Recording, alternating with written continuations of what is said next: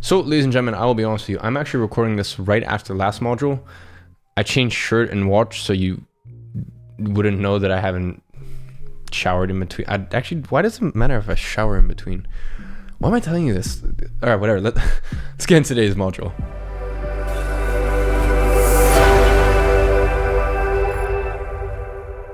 So, ladies and gentlemen, welcome to another module in Agency Navigator. As you can probably discern from the title, today we'll be covering methods of lead generation that are, well, not free. So in today's teaching, we're going to go over when it makes sense to start paying for leads, finding leads for local businesses using scrapers, implementing VAs, how to outsource lead gen for e-com/info clients, KPIs to follow with VAs, KPIs to follow with VAs for. Yeah, I really messed that one up. Nicely, man. Anyways, KPIs to actually give VAs and, kind of give you a bit of a rudder, and where to find VAs and sort of what to spot. Now, here's a little dilemma I have. If you're first starting your agency, you're on a tight budget. And one of the, most incredible aspects of an agency is, really you can fall flat on your ass for 6 to 12 months and your monthly outgoings really aren't that much. And I like to keep it that way, right? So the result is I'm always reluctant to, recommend too many softwares or too many, different expenses. Or at least if I do, I tell you, hey, wait until you sign, your fourth client for this specific thing, especially some of the stuff I talk about in phase 2 to really help upgrade your setup and your work environment. And I'm running out of breath. Point is, even when it comes to the software stuff, I even tell you, I'm like, look, this you don't need from day one. This, it will really help you if you get it from day one. And, here's a free trial and this and that, et cetera, et cetera. But, and this is a big but, paying for leads is one of the most cost-effective things you can do as an agency owner. And here's the thing, I'm not talking about doing what, we do at our agency, running ads to get clients. I'm talking about using a virtual assistant or using a scraper to actually help you build your lead list and to take out a lot of the sort of mundane stuff that goes into, outreach. So my recommendation to you is please wait until you have one client to, implement what we're talking about here, or at least definitely the VA stuff. The lead scraper, it's really not that expensive, and we'll get into that in just a second. Because here's the thing, right? What a VA is going to do, specifically a VA, is not so much the lead scraper. What a VA is going to do is do what you were going to do, right?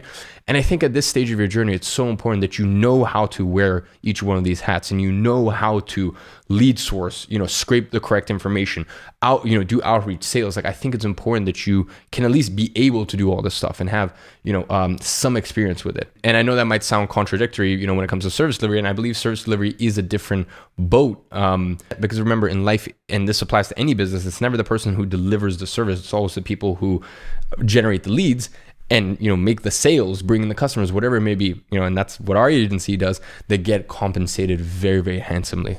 So, ladies and gents, first up, let's talk about D7 Lead Finder.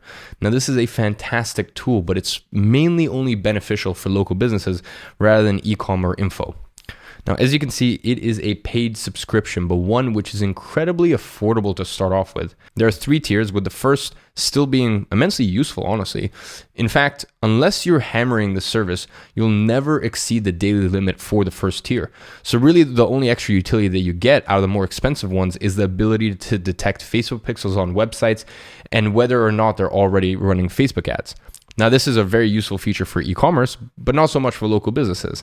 This doesn't matter as much as the majority do not run Facebook ads, and it's irrelevant whether or not they have a populated pixel.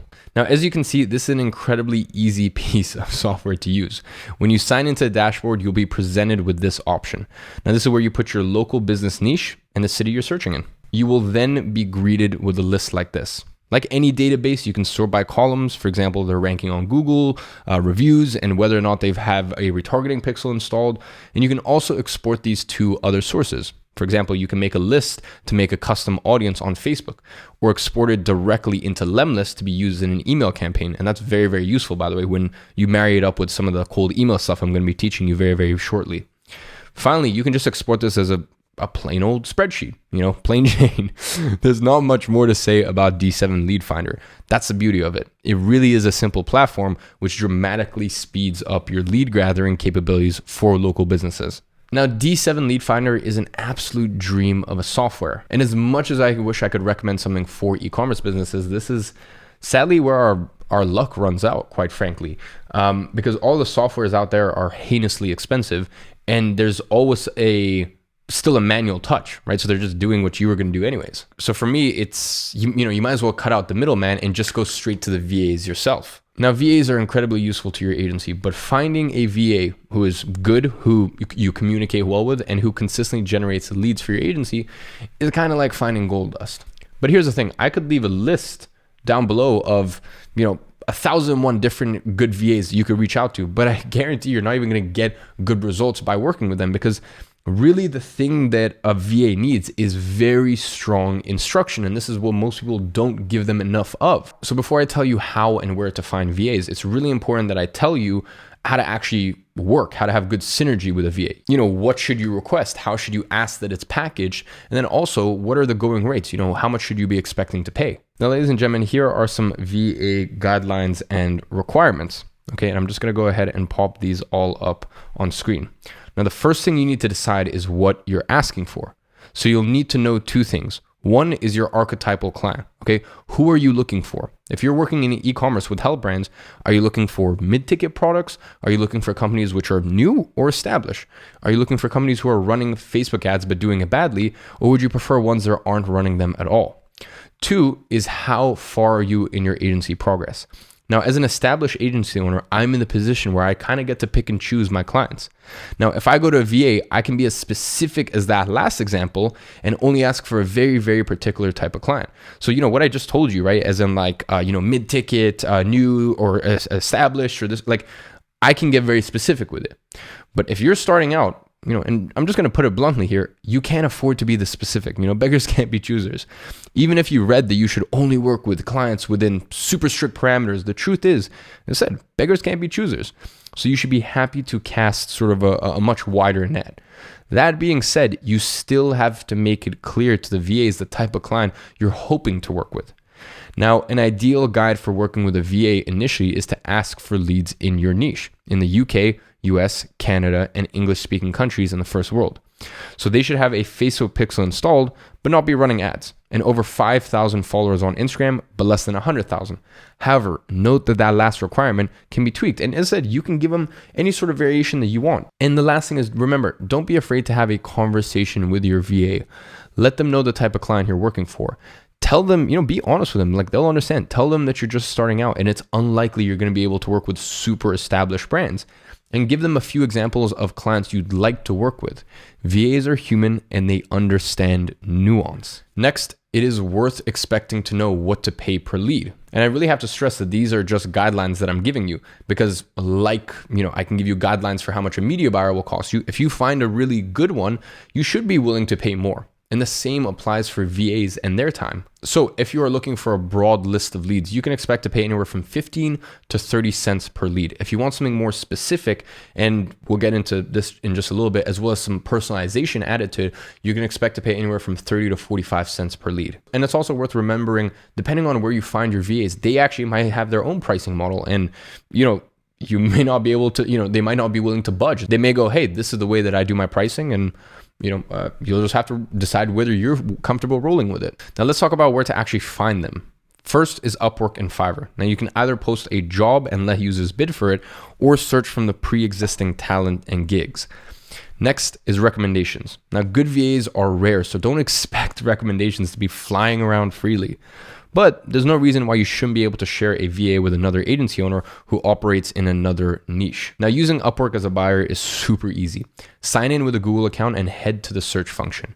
The most obvious term to use is either lead generation or lead generation B2B, to clarify that you're not looking for leads for your own local business. Filter the results by taking which has 4 stars and above, and change project attributes to B2B and not real estate. Then start looking on profiles. Now, Upwork will automatically suggest the most popular and highly rated profiles. Now, once you click on a profile, you'll be given their details, tiers, and reviews. Now, make sure you read to see exactly what's included. For example, here on Sabrina's profile, she only offers names, verified emails, and a little bit of information about the company. This would mean that you would have to qualify each lead yourself. However, let's say you like the look of Sabrina's profile and she has fantastic reviews. You can message her prior to working with her and ask if she could charge a separate rate for your specific requirements. Now, note that with almost every VA I've ever seen and worked with on Upwork, they will give you a sample list of approximately 10 leads so you can vet them beforehand and you can get a little example of the quality of their work. Now, once you actually bring them on, eventually you'll end up with a lead list like this. Now, in this instance, I was very specific in my request. Only accounts with a Facebook pixel installed that weren't running Facebook ads. So there's no more qualification listed, only basic contact information. So as a general rule, you want to ask for country, company name, first name, last name, title, email. And the VA should always make sure that each one of the emails is verified. Now, of course, this lead list isn't the be all and end all when it comes to lead generation. When you're doing outreach, there is always a form of personalization involved. Now, whilst this is something that you can do, obviously, it is far more time efficient to have your original VA do it or have a separate VA come in and take those, that information and add a aspect of personalization to it. Now, before you do this, make sure you check out the email personalization plug and play and really the insane training that I have in the cold email part of phase 4, because then you'll get a feel for the different types of outreach that we can do, and specifically, in that case, emails. Whether we're going for the, spray from the hip sort of mass market approach, and that, as I said, can work, or whether we're going for a more sniper approach or a hybrid of the two.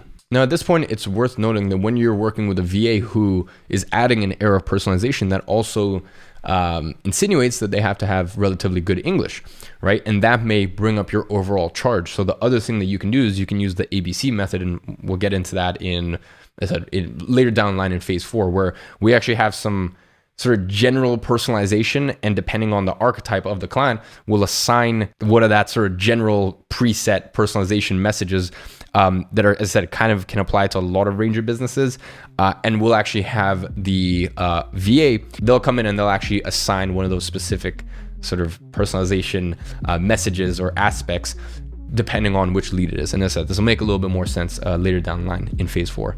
Now, ladies and gentlemen, the action step for today is make sure your profile and leaderboard is up to date. Have you signed a client? Let us know. Go check out the leaderboards. I literally have some insane prizes. We're talking Rolexes, we're talking $3,000 gifts, we're talking about free trips, we're talking about the most insane gifts because I've got this real-time leaderboard function. So make sure that you're updating it. And the other big thing that I want to mention is even if you're not in that top 5 or that top 10, it doesn't matter, because every single month, any person that actually signs a client and does a debrief and puts it up in the leaderboard, myself, Danny, and the rest of the team, we're actually going to be doing Zoom calls. So we're going to be doing a raffle. So for example, myself, Danny, Kieran, every single month, 3 people. So one on my side, one on Danny's side, and one on Kieran's side. We'll actually be doing a random call, and that's an entirely free coaching call. And this is really just to make sure that everyone is updating their leaderboard. Because look, I know it's a bit of a drag. You sign a client, like you don't necessarily always want to just shoot a really quick loom, even if it's just 3 seconds, refreshing your browser and this and that. But guys, this is so insane. We are the first education platform. We're the first community where we can all celebrate each other's wins in real time. And, as I said, if you're not in the top 5 or top 10, it's not like your ranking gets showed to anyone else. It's private to you. So you don't need to worry about that, but you can get a feel for where you are, and you can see your numbers go up. And it's just such a really cool, motivating thing. So anyways, ladies and gentlemen, make sure your leaderboard is updated. And I'm surprised how small of a module or how short of a module this is. But I've put in insane amounts of detail in that plug and play. So make sure you check it out, and I'll catch you guys in the next module.